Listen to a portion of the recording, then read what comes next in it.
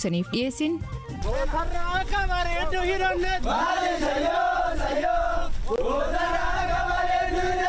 Akkaatuma itti yaanee guutumaa guutuutti Oromiyaa itti dhuunfannu keessatti Naannoo Oromiyaa bakkeewwan naannoo Amaaraa daangessuu cimsanii eeguu ibsan. Namoonni siviiliin deddeemuun hin danda'ama inuma deemu garuu namoonni akka waan buqqaan fakkaatanii deeman tokko hin jiru jechaadha. Isaan bakkuma dhufanitti deebisaa jirra. Kanaaf oduu dabalatan waliin tura an Asli Galgaloo.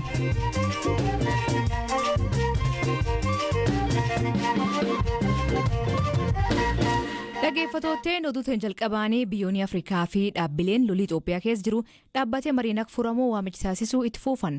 Guyyaarraa gaanfa Afrikaatti ergamaa Ameerikaa Jeffrey Feltman Finfinnee seenee jira.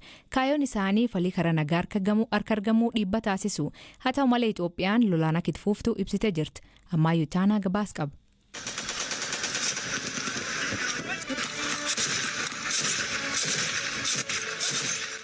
Itoophiyaan oduu ijoo addunyaa akkuma taatetti jirti. Dhimmi dubbii ijoo immoo lola kaaba Itoophiyaa jirudha. Keessumaa gaafa kibxataa labsii muddamaa labsamee hordofe biyyoonni qawwee lafa kaa'aa teessuma dura walga'aa jecha watwaatutti jiru. Osoo addunyaan waamicha kana taasistuu garuu tajaajilli kominikeeshinii mootummaa ibsaarra waaree booda baaseen duula Itoophiyaa baraarutti milkaa'aa jirra biyyi ololaan jigdeen jirtu jechuun lola akka itti fufuu ibse. Hoogganaan finciltoota Tigraayis torbanuma kana lola akka itti fufan ibsaniiru. Gaanfa Afrikaatti ergamaan addaa Ameerikaa Jeffrey Feltman guyyaarraa yeroo Finfinnee ga'an dura taa'aa Komishinii Gamtaa Afrikaa Muusaa Faakii Mahamaat waliin mari'ataniiru. Imalli Feltman gara Finfinnee taasisan kan kana duraarraa guddaa ta'uu danda'a. Kanneen lola keessa jiran lola dhaabanii mariitti akka deebi'an irra deebiin gaafatu. Yoo lolli dhaabatu baate garuu Ameerikaan tarkaanfii cimaa akka fudhattu akeekkachiisaniiru. Kunis qoqqobbiidha. Kanas akeekuuf mootummaa waliin akka kana duraa itti hin fufnu jechuun tibbana dubbataniiru. Biyyi ollaa Itoophiyaa Keeniyaan haala Itoophiyaa keessa jiru of eeggannoon akka hordofaa jirtu ibsiteetti. Pirezidaantiin biyyattii Uhuru Keeniyaattaa waraana Itoophiyaa ilaalchisuun ibsa roobii baasaniin lolli kun dhaabbachuu qabaa jedhaniiru. Pirezidaantiin Yuugaandaa Yuwerii Museveniin immoo bulchitoota baha Afrikaa waliin yeroo dhiyootti dhimma Itoophiyaa irratti mari'atuuf akka jiran gabaafameera. Dhaabbati Igaadis waraanni hatattamaan akka dhaabbatuuf ibsa kamisa baaseen gaafateera. Dhimmuma lola kanaan yaaddoon roobii kaleessaa ministeera muummee Abiy Ahmed waliin bilbilaan haasa'uu isaanii barreessaan olaanaa UN Antooniyoo Guuterees ibsuun isaanii ni yaadatama.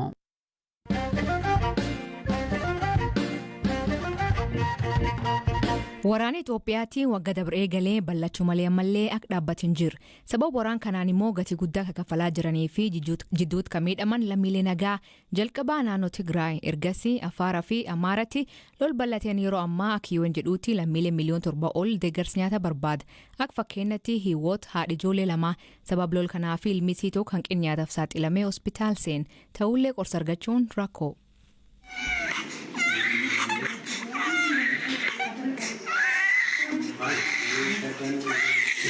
Aziz Olazi tay hamzi macinnet hesrat mingoyu hesrat mingoyu jomir mucaan kiyya sababa hanqina nyaataan hospitaala seene kan akkana qunnamee hin beeku sababa waraana kanaan kun qunname akka hin hojjenne hojiin dhaabbateera baankiin cufaadha anis jaarsi kiyyas hojii hin qabnu sababa kanaaf rakkoo keessa jirra dur ijoolleen kiyya rakkoo akkanaa hin qabani amma qarshiin waan hin jirreef qoricha bituuf humna dhabneerra mucaan kiyya gaafa tokko yoo qoricha argate gaafa itti aanuun argatu.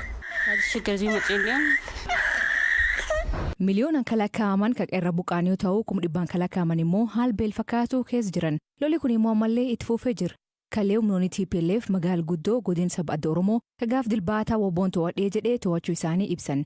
Magaal bulchiinsa aanaa Jillee Dhumuugaa sanbatee ka jiraatan dubbisnee magaalii isaanii ammaatti nagaa ta'uu dubbata. To'atanii jiru guyyaa tokko dura guyyaa lama dura waan godhame.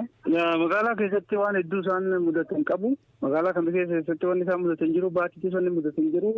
Kamisee keessaa ba'anii achitti alaabaa maal dhaabanii amma magaalaa Qalloo ka jedhamtu ka kamiseetti aantummas cirratti ka jennu magaalaa godina kana achi darbanii Caffaaruubis kan jennu achi ba'aniiru kallattii karaa Finfinnee kana qabatanii as deemaa jiru humnoonni kan jedhan odeeffannoon nu ga'aa jira. Sanbatee jennu aanaa Jillee Dhumuugaa kanatti fi Axaayee Shawaaruubis gidduu kanatti waraana buusaa jira mootummaan. Kanaaf yoo humnoonni sun dhufanii as ga'anii magaalaa irratti tarii lolli kan uumamu taate sodaachuu qabna malee hanga ammaatti sanbateen harkuma mootummaa jettee Axaayeenii.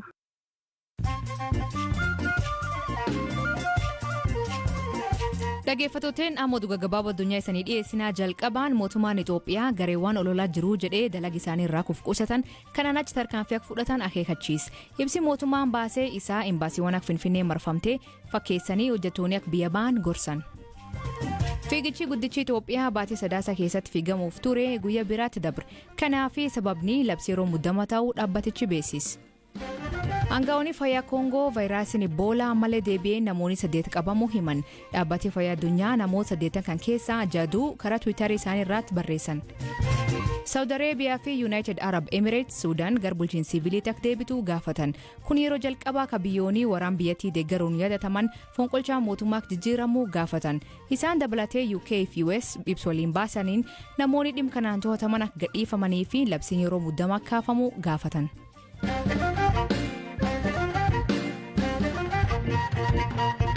Lolkaa Itoophiyaa tammaatu hordofee mootummaa naannoo Oromiyaa daangaa naannoo Amaaraas daangessuutti to'annoo nageenya cimsuu ibsa. Keessumaa torban dabree kanneen lol magaalaa Dasee fi Kombolchaa baqatan gara Finfinnee imaluu yaa turan. Sababa namoonni baqachuu fedhan olaanaa ta'ee fi daangaa naannoo Oromiyaa aanaa Qimbibitti sakatta'iinsi cimaan akka jiru namooti ilaan argan BBC'tti himan. Jamaal ka torban dabree sababa lolaa fi Daseerra baqate lagxaafootti deebifamuu BBC'tti hima.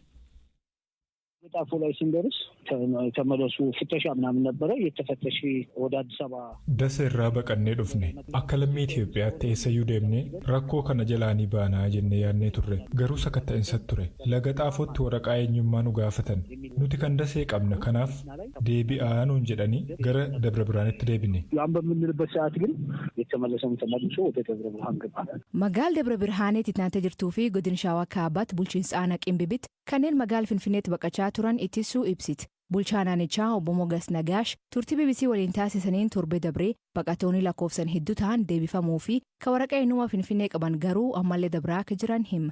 Maatii olaanaatu dubbis. Kan guyyaa afuun dura haalli ture gaariin turre namoonni keessatti Daseerraa buqqaa turan hawaasa bal'aatu maatii isaa qabatee karaa Finfinneetti godaanaan turan amma sa'aatii kanatti garuu Raamadin Milaaloo wajjin walumaa bakka jirutti dhaabbateera. Namni karaa Finfinneetti godaanu keessattuu toora Dasee ammaan kanarra buqqaan warri imaluudhaaf warri barbaadan tootaalii oowwameera. Bakka deebi'aniiru ammatti haala qabatamaa magaalaa keenyaatiin daangaarra waan jirru sakatta'iinsi karaa adda ta'een gaggeeffamaa jira. Amma karaa magaalaa Shanootiin gara Finfinneetti imaluun hin danda'amaa? Daandii imaluun hin danda'ama garuu namni waraqaa eenyummaa Finfinnee qabu imalaa jira. Nama waraqaa eenyummaa Finfinnee hin qabne kan Dasee gara biraa qabaate garuu duubatti deebi'u. Maaliif buqqaa jira waan ta'eef namoota buqqaan jiran dhufan qofa duubatti deebi'uu akka qabanidha. Malee sochii keessa jiraanna. Keessumaa amma namoonni gara kanatti baqachaa jiru rakkoon nageenyaa tarii naannaa keessanitti uumamuu danda'a. Qophii naannaa keessanii maal fakkaata naannaa sanitti daangaarra waan jirtaniif? Rakkoon nageenyaa inuma gochuu hin dandeenyu. Uumamuu danda'an jedhu sanatti nama keessa galchine ammatti qaama nageenyaa keessattuu milishaan aanaa kana keessa magaalaa kana keessa jiru isaan dubaitee toora milishaa 400 kan ta'u magaalaa irratti galeera. Magaalaa Shanoo irratti jechuudha. Milishaa kana isaan dubaitee irra karaa biraatiin ammatti godinaalee biraatis ta'e milishaan lakkoofsa hedduu ta'e gara aanaa keenyatti galeera. Walitti qindeessine rakkoon nageenyaa tokko illee akka uumamuu hin dandeenye hojiin hojjetamaa jiru. Naannoo irra kaasee federaala dabalatee godinni aanaan guddinaan hojjetamaa jiru. Dhimkan irratti ka gaafannee hoogganaan kominikeeshinii bulchiinsa mootummaa naannoo Oromiyaa obbo Haayiluu Addunyaa kanneen shakkaman garuu iddoo irra dhufaniiti deebifamaa jiru jedhu. Namoonni baqatanii dhufan kun yaa'u namoonni siviiliin deddeemuun hin danda'ama inuma deemu garuu namoonni akka waan buqqaan fakkaatanii deeman tokkos hin jiru jechaadha. Isaan bakkuma dhufanitti deebisuutu deebisaa jirra. Ta'us hordoffiin daangaarra jiru garuu cimaadha. Hordoffiin daangaarra jiru yuun jira amma namoonni hojiidhaaf biizinasiidhaaf olii gadi naannolee kaanii keessa deeman akkuma jirutti ta'ee jira jechaadha. Garuu dhimmoonni shakkisiisoo yoo jiraatan immoo duubatti bakka dhufanitti deebisne. Magaalli tasgabbiirra jira holola deemaa jiruu fi gaddifamuun namni jejjeeqamuun hin jira. Naannoo sanarratti rakkoon nageenyaa hin jiru. Akkuma amma siin jedhe kana namoonni tiraanspoortiidhaan naannoo biraadha akkas dhufan sanatu deebi'aa jira malee nageenyummaa isaa rakkoo hin qabu. Tolee baay'ee galatoomaa. Naashi ulfaadhu.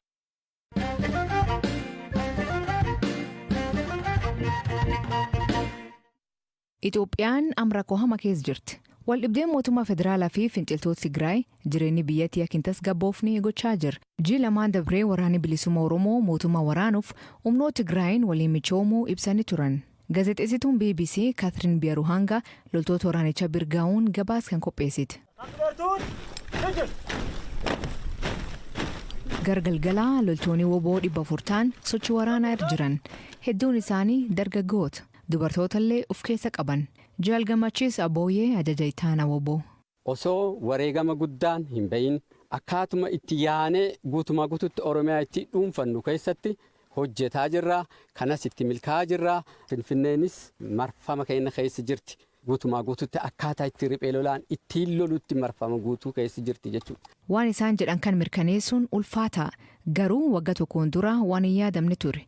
Mootummaan ammaatti waraan kaabatti fuuldeeffatullee bakka garagaraatti uummanni rakkoo keessa jira. Gara kibbaatti dhaabbilee mirgoota namoomaa mootummaan maqaa wobootiin walumaatti qabee namoota fixuu fi jumlaan nam hidhuu himata.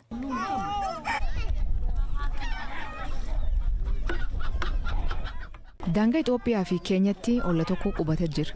Erga humnoonni nageenyaa jireen maatii isaanii balaarraan ga'uuf ka'ee baqatanii as dhufuu himan. Isaan keessaa haadhi ilmi isii duratti ajjeefamee jira. Jilo Waaqoo gurba isii umrii 21 dhabuu himti. Ilmi isii miseensa woboo jedhame namoota duraatti humnoota nageenyaatiin ajjeefamuu ibsiti. Akka dhukkubsadhetti ani labsuun iyyuu dhaqee ilma sun illee laalu waan jedhetti. Achuu deebi'ee ilma sun laalu ani hin danda'u sababa akka dhukkubsadhetti sababa Itoophiyaan akkas na tolchitetti. Akkoo maatuu irra hin taatiin ilma mana fuutee naqaltetti. Mootummaan namoota nagaa ajjeesuu hin mormata. Waraanni bilisummaa Oromoo mootummaa federaalaan wal loluu dubbata. Garuu aktivistoonni Amaaraa woboon saba isaanii irraa xiyyeeffachuu himan. Meeshaalee waraanaa jajjaboo gargaaramu. Dhaqanii warra raddaa sanaa leelan walitti qabanii namoota nagaa ajjeesu.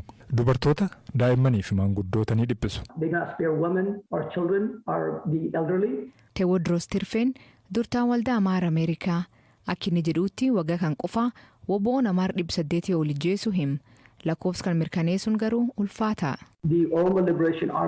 Waraanni bilisummaa Oromoo yeroo tokkichatti warra Oromoo hin taane duguuguu barbaada. Keessattuu Amaara naannoo Oromiyaa keessa jiraatan. Muummicha ministeeraa Abiyyi Ahmad aangoorraa buqqisanii biyya hundeessuu barbaadu.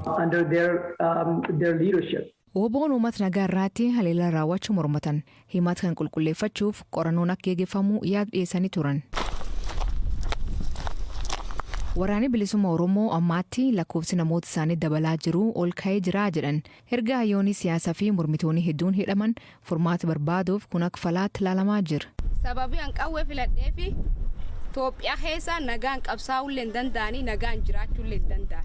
Mootummaan Itoophiyaa mootummaa afaan qawweetiin ijaarama. Mootummaa sabaaf sablammoota 80 ol waltidhee biyya tokko keessa bulchuu jira. Fedhii isaatiin malee mootummaa impaayiraati.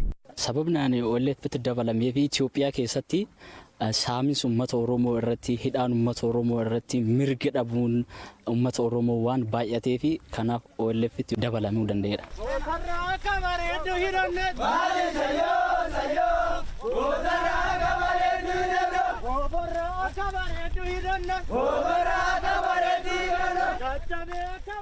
Mootummaan Itoophiyaa waraanni bilisummaa Oromoo dhaab shororkeessaa